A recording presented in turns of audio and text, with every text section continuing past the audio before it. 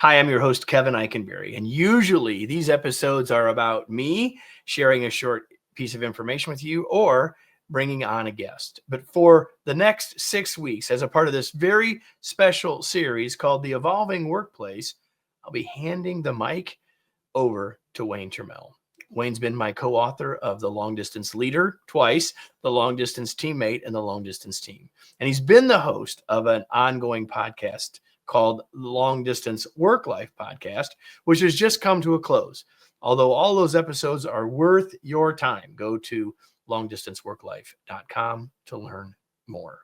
In this series, Wayne will give new context and new ideas for us as leaders to understand the evolving workplace and how we can lead our organizations and teams through it. Hope you will enjoy all of these episodes in the series, and I hope you'll continue to enjoy everything else we bring you on the Remarkable Leadership Podcast. And now, here's Wayne.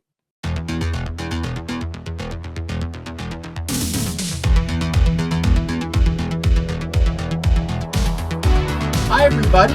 Welcome to another episode of The Evolving Workplace, our 6-part special podcast series on what the heck is going on out there. My name is Wayne Turmel. I am with the Kevin Eikenberry Group. I am a master trainer and the subject matter expert on the evolving workplace. And this is the 3rd episode in our series. We've already talked about how did we get here, and we talked about some basic trends where things might be going in the next 5 years. But today I want to focus on technology. And I don't want you to freak out. We are suffering, I think, a great degree of technology fatigue. And if you are of a certain age, this is nothing new.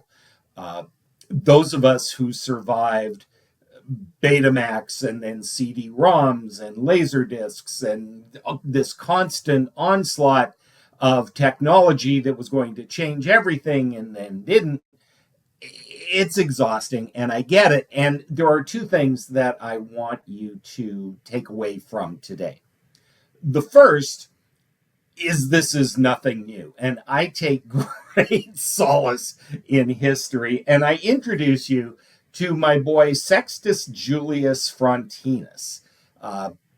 You don't know who he is, but he matters. He was the Roman praetor of Britain at one point. More importantly, he was an engineer. He designed a lot of the aqueducts at the height of the Roman Empire, so he understood technology and science and all that stuff. But he said this, and I want you to listen up. I also lay aside all ideas of any new works or engines of war, the invention of which has reached its limit and in which I see no hope for future improvement.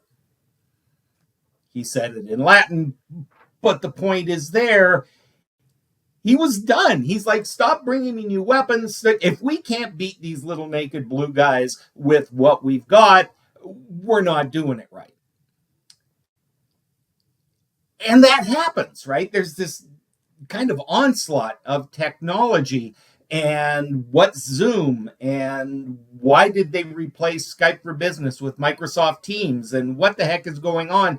And it all becomes a bit much. But if you listen to our first episode on how did we get here, you'll realize that there are periods of time where there's rapid change, new stuff happening. And then there's a period of settling and kind of gradual improvement. You know, the invention of the internet and the introduction of AOL, it was about 8 more years before the next quantum leap, but things changed steadily through that time, but it was more gradual and it was more tweaking and improving than these kind of giant steps forward.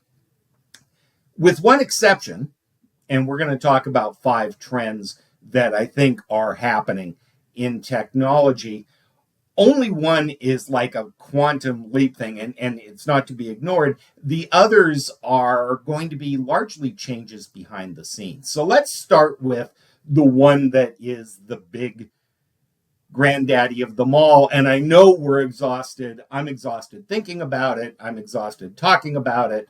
but we can't ignore it, which is AI, artificial intelligence.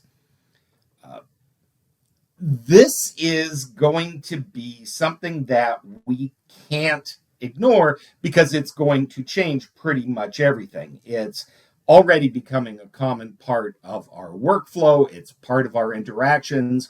If you have ever used a chatbot for customer service, the odds of that being a live person on the other end are reduced every single day. You're probably interacting with a chatbot. And it's amazing the things that can happen. You can get AI summaries in tools like Zoom and Teams. It transcribes meetings. You can get instant translation in foreign languages. It increases the overall effectiveness and retention of meetings. And it's not a perfect tool. It's not perfect for a lot of reasons. First of all, I think, and this is the grumpy old man in me, it makes people lazy. And you need to watch it. I'll give you a couple of examples. First of all, AI, and I love this, hallucinates. And what that means is if there is a gap in the knowledge base that it's searching through, it will just kind of guess and make a stab at, given this should be what fills the void. And my favorite example of this is I asked AI, and I asked a couple of different tools this. Give me a one paragraph bio on author Wayne Turmel. And ChatGPT in particular returned a very lovely, glowing kind of description of me that included a college degree I do not have from a university I did not attend, and credited me with a book I did not write. So what this means is, and we're going to talk about this in future episodes, but we can't simply rely on AI. It's going to be part of what we do. It's an invaluable tool. It can certainly make life easier, faster for us, but we have to be vigilant about it. And part of organizations and leaders' role is going to be making sure people know how to use the darn thing, particularly around writing queries and how you seek the information. It will give you exactly what you ask for. Now, AI is also going to play a role because it is going to reduce headcount in a lot of jobs. It is going to take the place of people. And it's interesting because last week when we talked about trends, one of the reasons people were insisting we go back to the office is they were tired of paying for office space that people weren't in. Right? I'm paying for this space. I want my people there. Well, that's great. I renew my lease. I have an office full of people, and now I reduce headcount, and I've still got the same amount of square footage. So dealing with remote work, back to office, what does the office look like in the future? We can't ignore the impact of AI.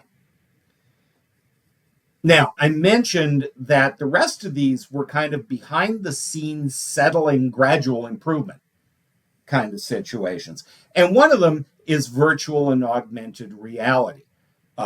We've all seen the headsets, Oculus and the like. We have held our phone up to something and seen enhanced information. We see it with Meta goggles. We saw it with Google Glass for about a week and a half. Virtual and augmented reality is absolutely going to be part of the work scene, but it's going to take a while to figure out where does it add value and where does it not. And there's a part of me that believes, especially the big set kind of thing, is going to go the way of the CD-ROM. Meta glasses is a much more likely technology that will continue to fill in. But here's the thing, you can't ignore it because virtual and augmented reality is an amazing training tool for a lot of jobs. Not so much for sales, but if I'm learning how to repair a piece of equipment, if I am selling a piece of equipment and I need to understand what it looks like and what the various parts do, VR and AR play a wonderful role in that stuff. So the technology is going to improve and it's going to change and it's going to impact certain jobs more than others. One of the things, and this certainly is a driver for returning to the office, is cybersecurity. We are seeing all kinds of changes. Some are from bad actors. Some of the things going on in government indicate that, not only are there major security threats, but anybody with an access code can pretty much get in and do anything they want. How that's going to shake out, we don't know. But organizations are rightly concerned about the security of their customer data, their intellectual property. And so cybersecurity is going to matter. And the way that if you are working away from the office, the interfaces, the things that you use are going to undergo a fair amount of changes. Blockchain is probably going to be a part of that. But it's largely going to be invisible to most of us. We are going to have to change passwords, and there's going to be little things. There are huge changes going on behind the scenes, but most of us won't deal with that, as is cloud infrastructure. The days of the giant on-site data warehouses, rooms full of servers, is largely going away. You can wonder if that's a good thing, and this ultimately ties to blockchain and cybersecurity. But cloud infrastructure is going to make information easier to access. It is going to mean that you can, in fact, work almost anywhere and get the same data and the same information as you can get in the office. But it's absolutely hand in glove with security. And finally, we're on the subject of the kind of gradual improvement things. At the beginning of COVID, we got this onslaught of technology. Zoom went from what's Zoom to a verb, right? We're going to Zoom about this, to a syndrome. People were suffering Zoom fatigue in very short time. Microsoft Teams, and there's a 3-beer conversation about whether it was introduced too early or not. But it's in our lives and it's improving and it's changing, but it is basically there and it is going to be the tool that the majority of people use if they are in a Microsoft Word environment. What we're going to see over the next few years is improvement. Sometimes big changes, sometimes little changes, but basically the tool is going to exist. We just need to get better using it. And then about the time we figure that out, they'll add some more features in another version. But I think we're in this period where we have the tools we're going to use for the moment. They're going to get better. We're going to get better using them. But there's going to be a change, except for AI, in the kind of quantum leaps of things that our boy Sextus Julius Frontinus were worried about. But so what? Right? We've got these things: enhanced AI, virtual and augmented reality, cybersecurity, cloud infrastructure, and customizable hybrid work platforms. But what does this mean? Well, for leaders, that's going to mean a couple of things. First and foremost, we need to upskill ourselves and our teams. AI is useless if you don't ask the right questions. It's almost as useless if you just take the answers you're given and don't apply your human intellect, context, and creativity to it. How do we maximize its importance, right? You can't assume everybody on your team is going to use the same tools in the same way unless we take an organized approach to upskilling and utilization. At a higher level of leadership, Changes in technology are going to mean changes in the office. It's not just headcount, although that's going to be part of it. But if access to information is the thing, do we want everybody on their own individual device? What's going to happen to personal devices versus company devices? If you're truly a hybrid organization, how do you think about using the space that you have? Does everybody need their own desk? How do you create an environment where people who need quiet work can get that done, while people who need to interact have the opportunity and the best possible resources and options to do that? So the physical workspace is absolutely going to be tied to the future of technology. In the next few episodes, we're going to take a look at what this means. Next episode is what does it mean to the organization? Then we're going to look at what all of this means to individuals. And finally, what all of this means to leaders. I urge you to check all of this out for yourself. If I've said anything that kind of triggers a question, go down the rabbit hole. I don't expect you to take my word for any of this. Certainly at the Kevin Eikenberry Group, we can help organizations do this. We have organization team assessments. We have certainly books like The Long Distance Leader, Long Distance Teammate, Long Distance Team, and Kevin Eikenberry's new book, Flexible Leadership, which offers a really, really good way to stop, breathe, and think about all this stuff. In the meantime,